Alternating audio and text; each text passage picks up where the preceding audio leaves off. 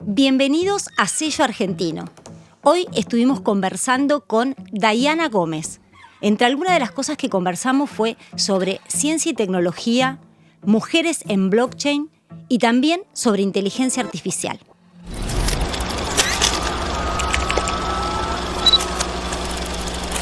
Hola Dayana, bueno, un gusto tenerte acá. Muchísimas gracias por haberme dicho que sí cuando te convoqué. Para hablar de un tema que para mí no se habla tanto. Sos una mujer vinculada a los temas de finanzas y de alguna manera creo que históricamente las mujeres en general nos hemos visto bastante excluidas de las cuestiones vinculadas a los temas económicos y muchos más a lo que son las finanzas digitales en los tiempos de hoy. Entonces yo cuando veía cuál era tu trayectoria y tu camino, ¿qué es lo que a vos te motivó internamente como mujer vincularte y además en estos temas y además crear un espacio, una comunidad que es muy específica que tiene que ver con mujeres en Bitcoin? Bueno, yo llegué al mundo de Bitcoin como se llega a la mayoría de las cosas importantes en la vida, por accidente. Claro. Mi formación y mi formación es jurídica. Yo estudié muchos años Derecho y viste que hay esta tendencia que podemos aprenderlo todo o podemos meternos en cualquier lado.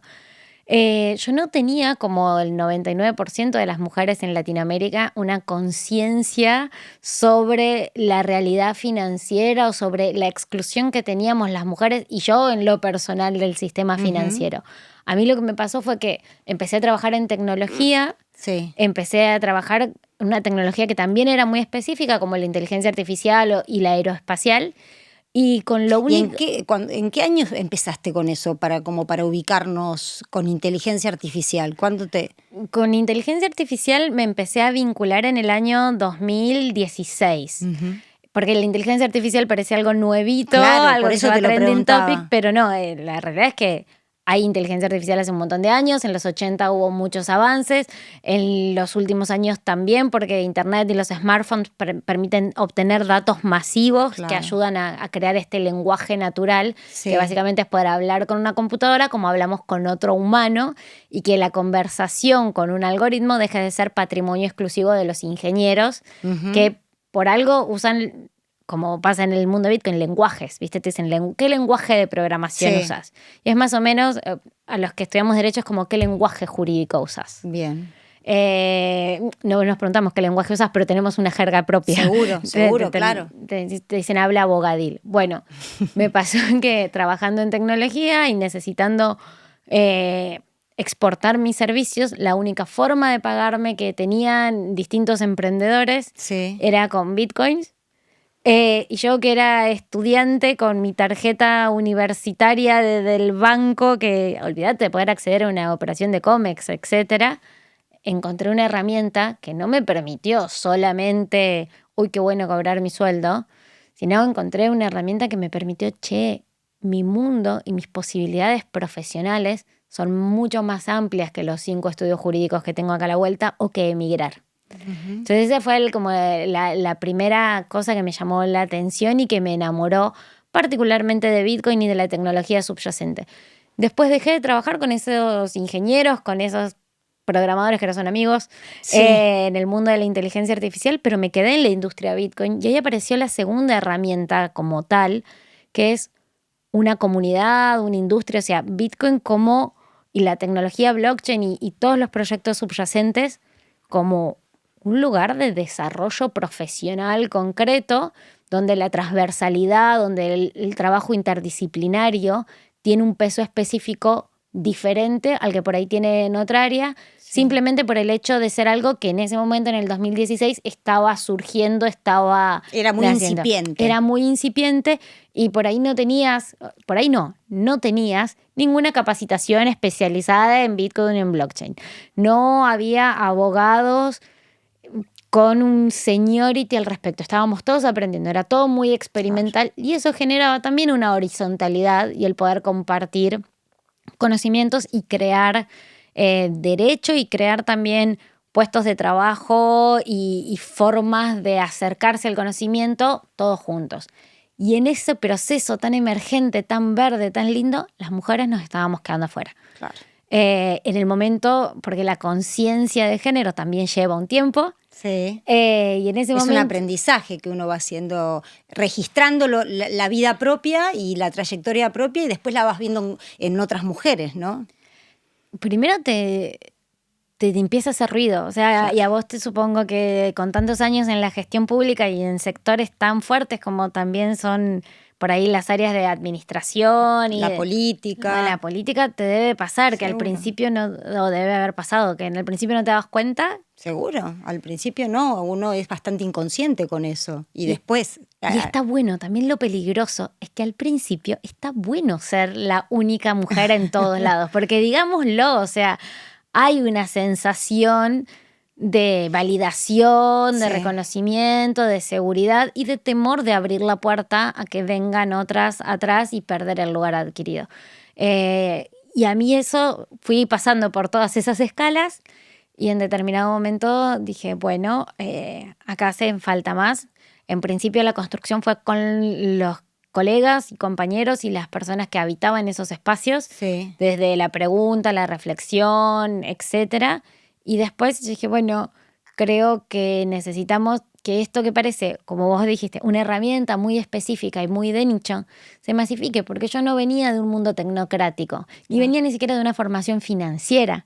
Y la herramienta, porque lo pongo en estos términos a propósito, la herramienta Bitcoin a mí me sirvió no solo como mecanismo de ahorro y como lugar de desarrollo profesional, sino para saltar ciclos intergeneracionales de pobreza. Probablemente yo nunca hubiera podido ahorrar lo que ahorré en su momento, que no me volví millonaria porque para mí era pasarela de pago, ni tener esa visión del mundo si no hubiera aparecido esta herramienta. Repito, hacía derecho, o hacía marcas y patentes. Y lo mismo le puede pasar a una persona que hoy por hoy ofrece otro servicio que cree que está limitado. Sí. En su momento en Argentina tenemos limitaciones por las infraestructuras de pago, pero también por el idioma, pero también por una serie de factores que la tecnología viene a solucionar. Y ahí yo te llevo a un lugar que tiene que ver con algo que vos hablás mucho, que es el tema de la inclusividad educativa, ¿no? Que también tiene que ver con este acceso a oportunidades que tal vez no tienen todas las personas, ni siquiera, yo hablando globalmente, seguramente pasa entre un país u otro, es decir, un estudiante en las mismas condiciones que otro estudiante en un lugar del mundo que en otro, el tema de el acceso a las oportunidades ¿no? Pero en la Argentina, siendo como es la Argentina, tan vasta, y hay que decirlo, tan desigual, ¿cómo ves esto de los desafíos que tenemos para justamente la inclusividad de la educación, del uso de la tecnología? Porque tiene que ver no solamente con conocer que la tecnología existe, que creo que está muchísimo más naturalizado y se habla muchísimo más de NFT, de Bitcoin, de inteligencia artificial. Ahora, el tema es el uso de esa tecnología. Yo creo que se habla mucho, se usa mucho, pero se sabe poco. Es lo mismo que con el dinero y con las finanzas. Digo, el dinero y la tecnología tienen esta característica. Son las dos cosas que más usamos y de las que menos sabemos. Y eso es alarmante porque no es que pasa solo con los niños de secundaria, pasa a todos los niveles, en niveles profesionales. Hoy por hoy el abogado que no conoce lo mínimo de cómo funciona una casilla de mail o WhatsApp, probablemente no pueda ni procurar una prueba. Ni hablar de pedir, y en el caso de las mujeres, es pedir llamar a un divorcio o a una herencia, bienes o activos digitales que, o sea, es muy transversal a todos el problema educativo. Y sin lugar a dudas son muchas las desigualdades que se generan. La otra vez, la semana pasada, hice un ejercicio con ChatGPT preguntándole su experiencia, no su experiencia de usuario, pero digo, mira, a ver, vamos a poner un caso de dos personas, María y John. María vive en Buenos Aires, es diseñadora gráfica. John vive en Nueva York, es diseñador gráfico. ¿Puede haber experiencias de usuario en uno o en otro por su localización? Y el mismo algoritmo me empezó a contar diferencias de uso de acuerdo a la geolocalización por las desigualdades. Lo primero que apuntó fue la desigualdad en la infraestructura de Internet, la comunicación, el costo de los datos.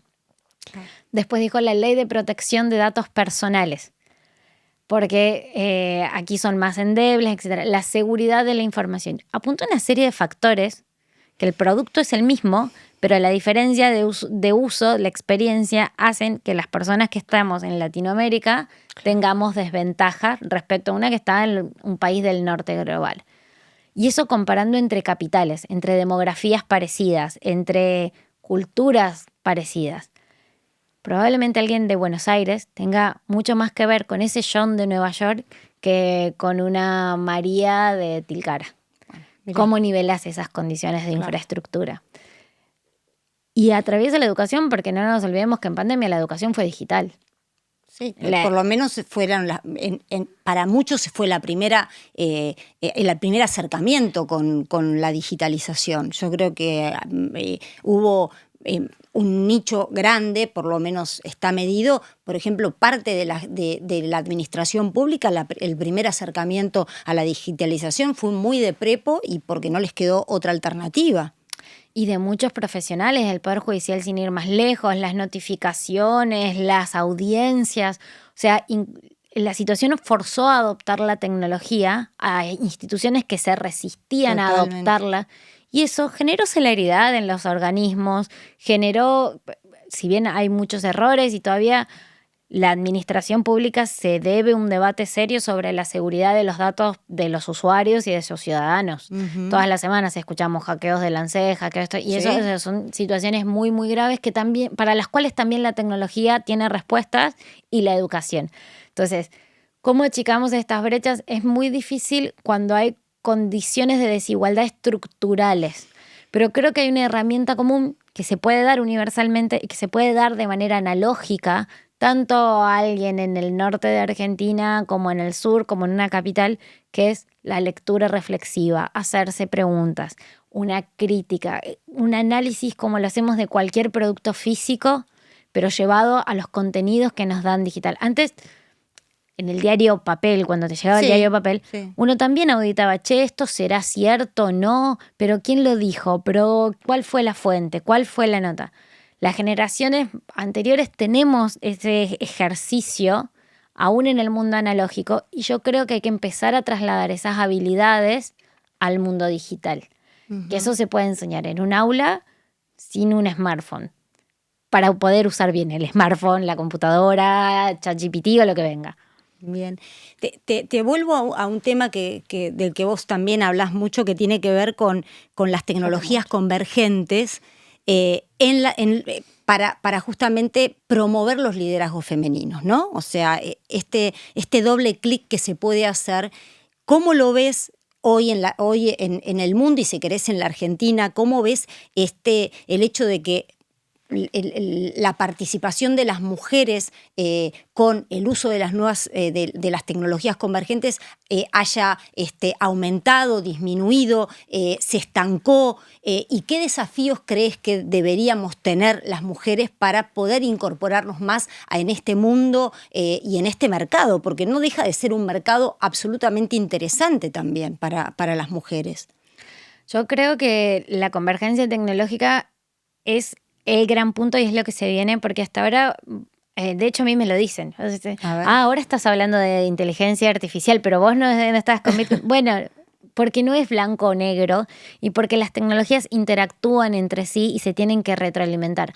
Muchos de los problemas que nos trae la inteligencia artificial o muchos de los riesgos tienen sus soluciones en blockchain. Y muchas de las cuestiones que son críticas para blockchain tienen su solución en tecnologías de inteligencia artificial que permite optimización de datos. O sea, y podemos traer otras tecnologías que van a converger y que van a empezar a interactuar y a dialogar, porque lo que cambia son las infraestructuras de conocimiento, de comunicación y de protocolos. Y en esto las mujeres tenemos los mismos desafíos que ya teníamos en el mundo tradicional, pero creo que con más urgencia. La palabra es urgencia. A ver, la tecnología puede permitir acortar o agigantar brechas. Sí. En el caso de Bitcoin, Bitcoin es una respuesta para las personas excluidas del sistema financiero tradicional. De hecho, Satoshi Nakamoto, el fundador de Bitcoin, en su paper hace como esta crítica del sistema financiero tradicional Sí. y lo pone a disposición de la humanidad como una herramienta para saltear ese sistema corrupto y provocar un intercambio libre entre pares.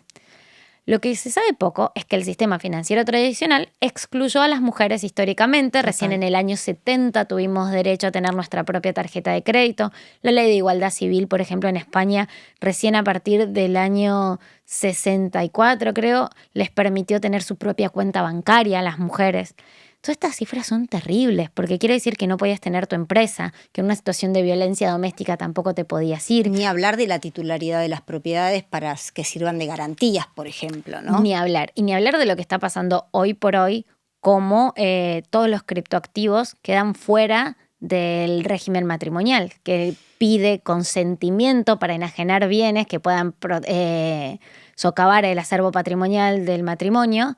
Y con esto, ¿a quién le prestas consentimiento? Va de wallet a wallet y muchas veces no están las herramientas mínimas y está quedando fuera de todos los tratamientos legislativos este tema.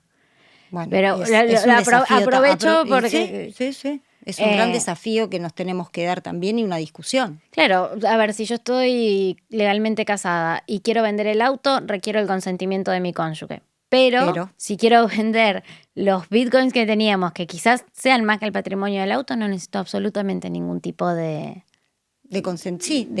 conformidad, de acuerdo de consentimiento. Y repito, tampoco están hoy por hoy los extremos legales aceitados ni la formación profesional como para accionar al respecto de eso. Pero bueno, acá tenemos una herramienta. ¿Cómo puede servir para incluir a mujeres desbancarizadas? ¿Cómo puede servir para incluir a personas como yo que querían hacerse en el mundo profesional y de golpe les abre una puerta? O a productoras sudafricanas que de repente pueden aceptar micropagos, o a migrantes senegaleses que pueden agarrar y comprar, como el caso de uso por excelencia en Estados Unidos en los primeros años de Bitcoin fue migrantes que compraban tarjetas de regalos de Amazon, de la Play, etcétera, las compraban con efectivo en un Pharmacity, las vendían en un sitio de compra-venta P2P y hacían que le llegaran en Nigeria el dinero a su madre o a sus familias, sin haber pasado por un banco en ningún momento, sin haber podido usar el sistema de pagos porque por ahí no tenían un DNI o una credencial de identidad. Entonces, en esos lugares, cuando las mujeres hemos sido las excluidas por excelencia del sistema financiero tradicional, bueno, la tecnología puede hacer un montón. Y ahí hay un gran porcentaje de crecimiento si la tecnología mira a las mujeres. Ahora, si la tecnología no las mira, agiganta la brecha. Y un poco con la inteligencia artificial, la urgencia es que en esta nueva infraestructura que se está construyendo, en esta fuente de conocimiento, se están trasladando todos los sesgos que tenemos. Por ejemplo, estos softwares que imitan la apariencia humana y la voz y que aparecen videitos fake de distintos personajes, que no se sabe si fue real o no. Ahora en época de campaña en Estados Unidos proliferan un montón. Sí. Fueron originariamente entrenados con mujeres y son más eficientes para falsificar las imágenes de mujeres porque fueron creados para hacer imágenes de mujeres desnudas. Yeah. Pornovenganza y otra serie de actividades de un hacker que le pareció muy divertido poner una foto de su expareja desnuda. Entonces, somos víctimas de esos sesgos y de otros más. Vos le pedís, por ejemplo, a los 10 emprendedores más prominentes de los últimos años y te va a tirar todos nombres de high tech, te va a tirar todos nombres de Silicon Valley, etc. Haz el mismo ejercicio, pedile las 10 emprendedoras más prominentes, no te va a tirar ningún nombre de finanzas. Te va a tirar nombres de mujeres en el mundo de la estética, de la belleza, actrices. Absolutamente estereotipado, ¿no? Y ahí es la urgencia de participar y la tecnología es un espacio político, es un espacio de lucha. No viene bajada por los dioses y unicornios. La inteligencia artificial no es ni tan inteligente ni tan artificial. Son datos, es estadísticas y son humanos los que hacen esa segmentación y esa carga. Pero esos humanos están siendo mayoritariamente varones, trasladando sesgos respecto a nosotras. Y nosotras corremos el riesgo de reproducirlos. Primero de crearlos, segundo de reproducirlos. Es súper interesante lo que decís, porque a mí se me viene a la cabeza el tema de las ventajas y los riesgos, ¿no? Todo el tiempo jugando en este versus, ¿no? La importancia de el avance tecnológico, la importancia para el desarrollo de la humanidad y del mundo de que incorporemos conocimientos y que no los quedemos atrás, pero también aparecen todo el tiempo estos riesgos, ¿no? Entonces, lo que tiene que ver, por ejemplo, con el mundo del trabajo, a mí se me presentan muchísimas inquietudes cuando se habla mucho de los nuevos empleos, el nuevo universo del mundo del trabajo. ¿Cómo crees que juega ahí la inteligencia artificial con los trabajos del presente futuro, ¿no? Porque yo no diría que son del futuro, del presente futuro. ¿Cómo te imaginás, más allá de lo que hoy ya uno puede estar experimentando en algunas áreas de empleo, algunos empleos que con la inteligencia artificial se van a modificar, adaptar, en algún caso desaparecer para transformarse en otros? Se me ocurre, y después lo seguimos hablando, pero que hay algunos que no me imagino que sean sustituibles con la inteligencia artificial. Se me ocurre que hay algunas cuestiones que tengan que ver con las tareas del cuidado que me parecen mucho más difícil de pensarlas a futuro, como que se va a poder prescindir del humano, ¿no? Yo creo que ahí, con muy buen tino, diste en el clavo. Hay tareas que no se van a poder sustituir. Y el tema es qué va a pasar con esas tareas. ¿Va a servir como oportunidad para que reflexionemos acerca del valor intrínseco de las tareas de cuidado y las empecemos a compensar eficientemente? No lo creo, pero sería hermoso. Exacto. Pagar por lo que realmente valen, ¿no? Pagar por lo que realmente vale. La formación de la fuerza de trabajo del mañana, ni más ni menos, la formación de seres conscientes, empáticos, cariñosos. Y no solo pensar la tarea del cuidado hacia la infancia, que por ahí es lo que más me interpela hoy por hoy. Como mamá, ¿no? Como mamá, pero también estamos ante el boom de la Silver Economy, que es esta economía de las personas de más de 50 años, y particularmente de las mujeres, que ya no tienen una reinserción profesional al mercado laboral como lo conocemos, pero tienen una reconversión. Y lo importante de este mercado, francamente desatendido, es que en 10 años vamos a ser más las personas arriba de 50 que las personas, vamos a festejar más jubilaciones que bautismos, básicamente. Como por decirlo de alguna manera. Como para decirlo de alguna manera. Cosa que hasta acá no había pasado en la historia de la humanidad. ¿Y quién va a cuidar a todas esas personas mayores cuando vayamos envejeciendo? ¿Robots? Elon Musk propone que sí. Yo creo que las tareas de cuidado, y sobre todo en Latinoamérica, y otra vez eso agigantará las diferencias. Los países del norte podrán comprarse un robot que asista a sus familiares mayores, pero acá vamos a tener que nosotras seguir poniéndole el cuerpo a las labores de cuidado, que en Argentina están representadas un 84% por mujeres en algunas áreas y en las otras llega hasta el 98%. Sí, claro que sí. Es un desafío. ¿Qué rol va a jugar la tecnología? No lo sé. Lo que sí sabemos es que esta primera ola de adopción tecnológica viene a pegar por ahí a las profesiones más especializadas y en las que menos creíamos que les iba a pegar. Hace un par de años vos hablabas con cualquiera y te decía, estudia programación. Era la recomendación. Y hoy por hoy mucha de la tarea de un programador la puede hacer una inteligencia artificial. No te digo los que están más altos, los que tienen un seniority, que tienen otras habilidades en las que pueden decidir, corregir, ver, diseñar, si se quiere. Pero las tareas más básicas, las tareas más monótonas, esas ya están siendo sustituidas por distintas inteligencias artificiales. Como llevado al mundo del derecho, que por ahí es más conocido para todos, una estrategia judicial entera y no te la va a hacer un algoritmo. Pero por ahí un contrato, el famoso modelito de contrato, y sí, le pongo los datos y le digo, che, completame esto. Entonces, va a haber distintas olas en las que vamos a ir viendo cómo esto se adopta. Va a haber empleos que se van a poder reconvertir y creo yo que eso va a estar bueno y va a ser muy favorable. El tema es cuáles son las otras brechas que se van a generar, cuál va a ser este plazo de reconversión, y vuelve a entrar la educación en la que vos, Carla, haces siempre hincapié y tiene tanto valor específico, pero no solo la educación académica de las universidades, sino la educación comunitaria, el intercambio entre pares, el cómo usamos esta herramienta, para qué. Che, ¿qué te pasó a vos? Habilidades blandas, que fundamental. Tal cual, ahí va a estar la clave.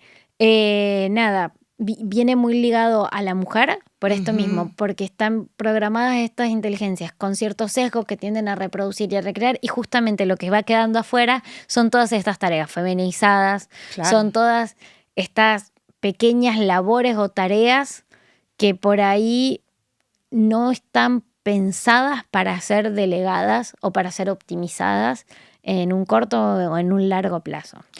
Sí, a mí cuando hablabas, y también te hacía esa pregunta a propósito para ver cuál era tu opinión, porque nosotros tenemos súper claro que esas tareas no solo son infravaloradas, sino que son imprescindibles y absolutamente necesarias, y que no necesitamos que lo diga el futuro cuando nos pidan por favor, o sea, que nos pasó en la pandemia, o sea, esto ya lo vivimos que justamente se empezó a revalorizar la tarea del cuidado de las cuestiones que nosotros hacemos como natural, o que pagamos a personas que nos ayudan, que empezaron a ser imprescindibles porque han sostenido justamente todo el engranaje productivo, el engranaje comercial del sistema de la sociedad, ¿no?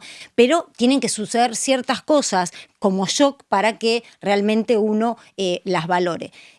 Por eso te lo preguntaba especialmente, porque a mí me parece que puede llegar a ser una enorme oportunidad para que se viene cuando se transforme el mundo del trabajo en ese sentido. Yo creo que hay que repensar todo el mundo del trabajo tal y cual como lo conocemos, porque si de golpe tenés una herramienta que te están diciendo que puede mejorar la productividad, la tuya sola, en un 20-30%, o sea, quiere decir que vos vas a tener más tiempo libre al día, o quiere decir que para una empresa toda esa masa laboral, esa fuerza de trabajo, una de dos, o va a tener personal ocioso, o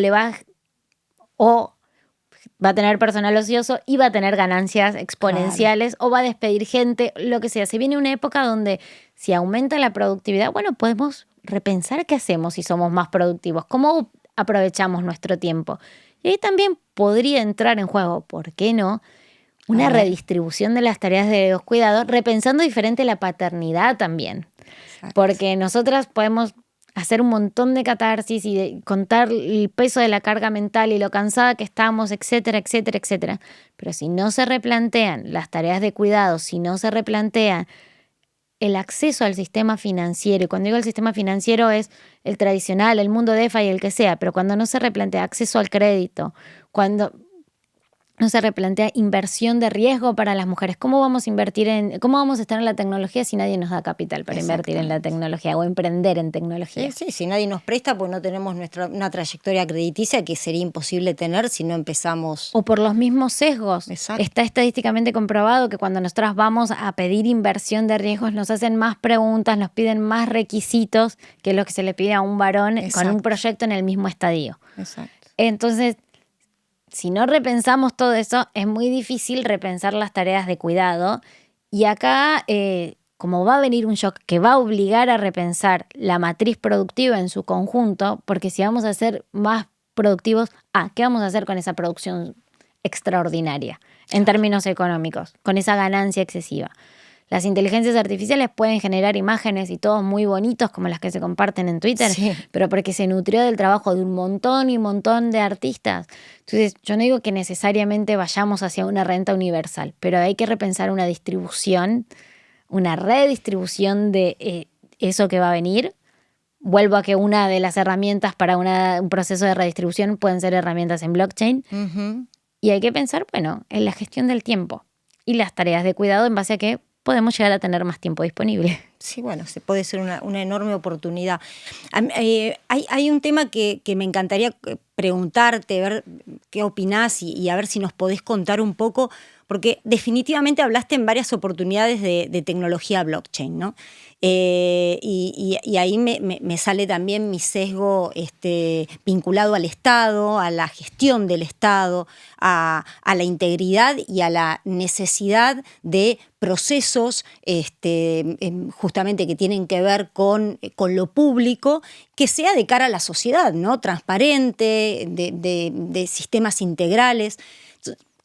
El blockchain puede llegar a ser, o por lo menos cuál es tu opinión, si es viable, más allá del deseo, una herramienta no solo para combatir la corrupción, que hoy es uno de los temas que a la sociedad le preocupa y mucho, sino también de mayor participación ciudadana, es decir, ambas cuestiones, lucha contra la corrupción y eventuales nuevos formatos donde la tecnología blockchain ayude a que exista mayor apertura de datos y mayor participación de la ciudadanía en estas cuestiones.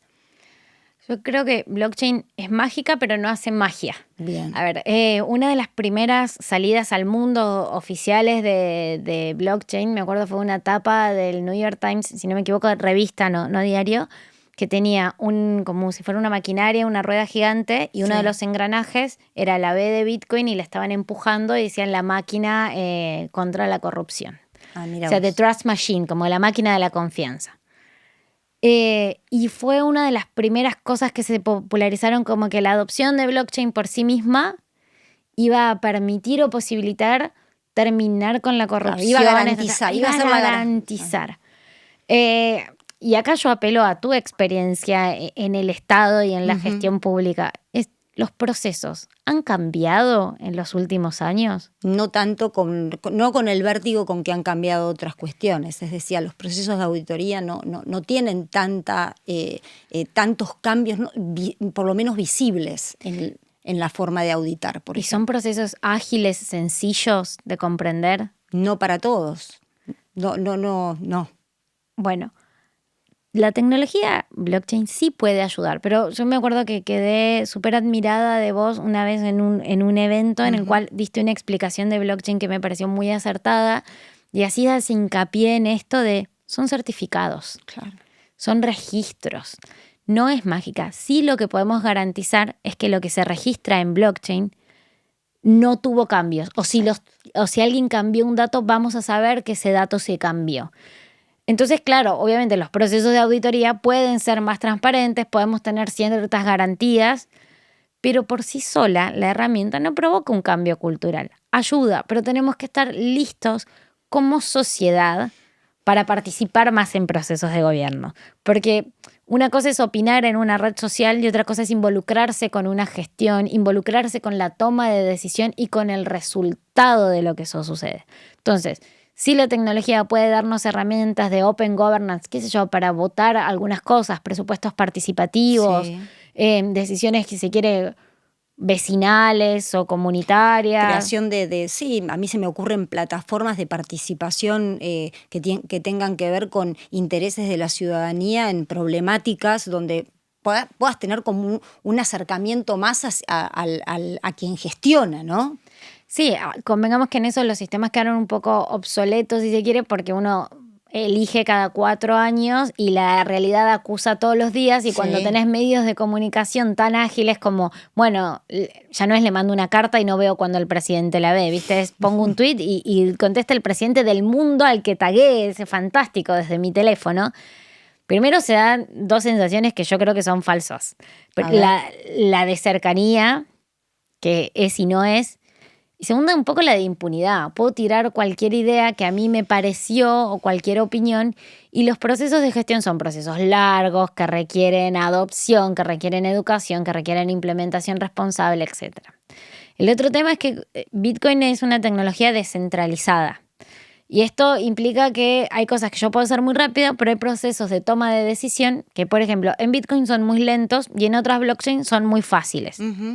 Cuando hay una crisis o cuando hay una urgencia, que además es cuando la ciudadanía más quiere opinar y meterse, todos los protocolos de crisis a nivel global tienden a concentrar la toma de decisión. Por eso tenés una mesa de toma de decisión, un comité de crisis.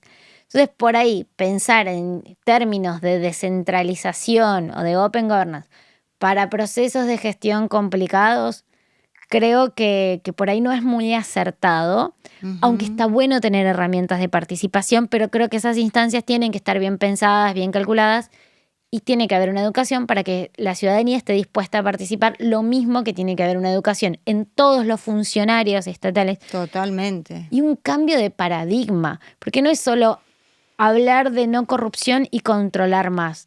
Es hacer más simple para que la corrupción también sea más detectable o más fácil o más evidente. Y con el método esto nada más, respecto al tema del voto digital, que siempre se menciona cuando se habla de blockchain, yo creo que toda digitalización del voto deja rastros. No hay algo digital 100% anónimo, 100% no trazable. Y en eso no hay con qué ganarle a la boleta papel.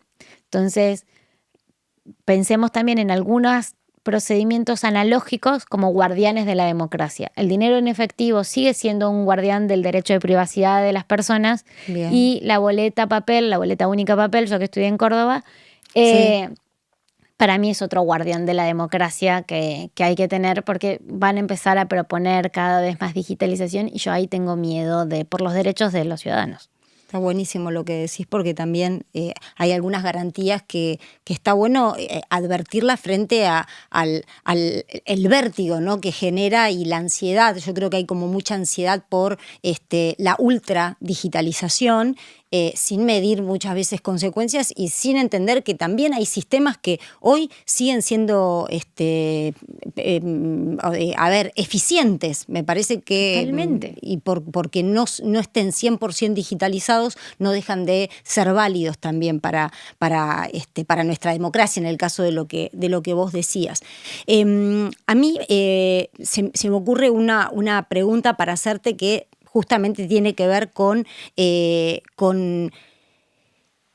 nosotras somos mamás, ¿no? Entonces, yo digo, si hoy viene tu hijo y te pregunta, a veces no nos consultan nuestros hijos qué quieren ser o qué no quieren ser a futuro, o qué estudiar o qué les conviene, pero si tu hijo hoy te preguntara, mamá, ¿cuál vos crees que serían aquellas carreras que no van a ser sustituidas?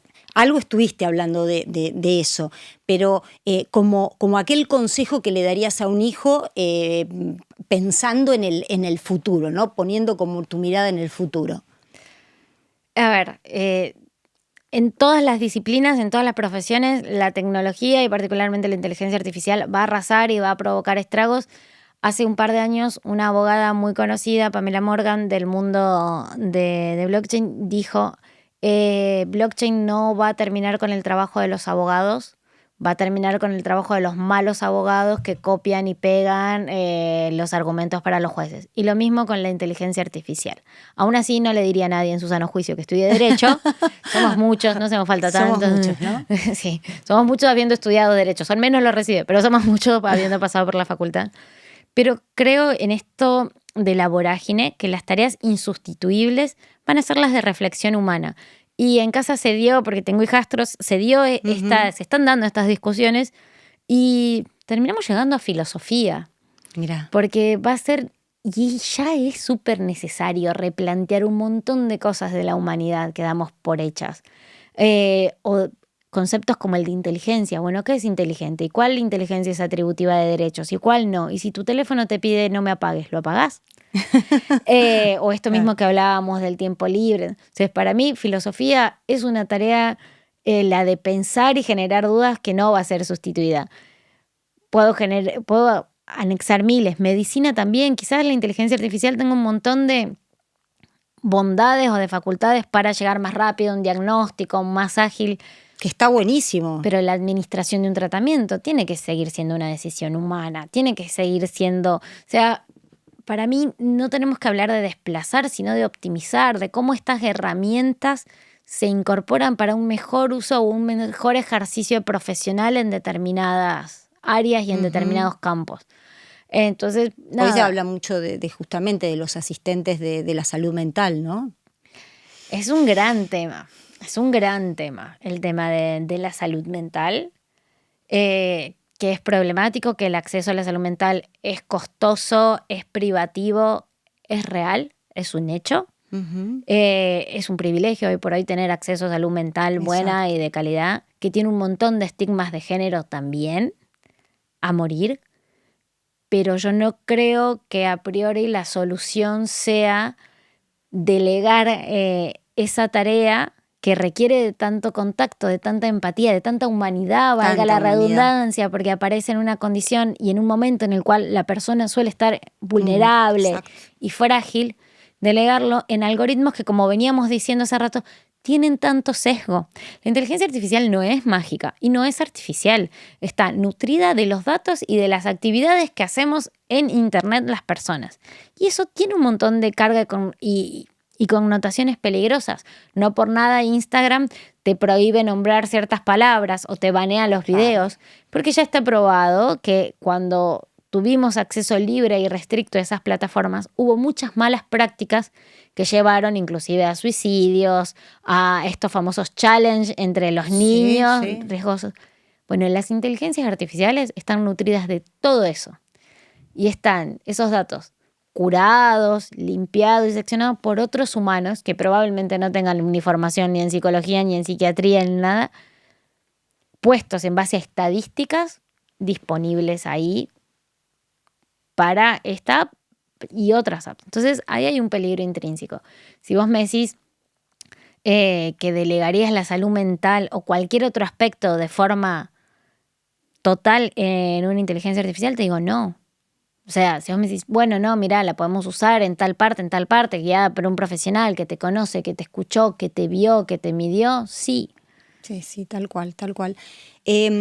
Bueno, primero agradecerte un montón, darte las gracias por haber estado acá y te quiero hacer una última pregunta, ya que hablamos bastante de futuro, un futuro tal vez no tan lejano, pero ¿cómo imaginás a la Dayana de 2030? Yo primero que todo te quiero dar gracias enormes por invitarme a este ciclo, felicitarte porque, nada, soy fan tuya y este espacio está muy lindo, pero para mí es un privilegio estar con una persona de tanta gestión, de tanto trabajo, compromiso y conocimiento. Así que muchísimas gracias por haberme invitado. La Dayana del 2030 es un gran desafío. Me la imagino mamá, eso sin lugar a dudas, de un niño más grande.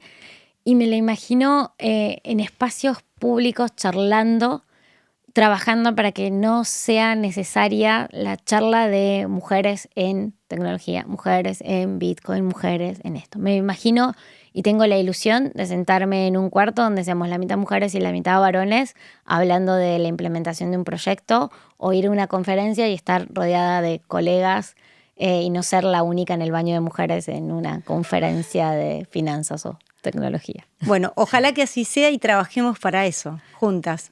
Muchísimas gracias. No, gracias totales.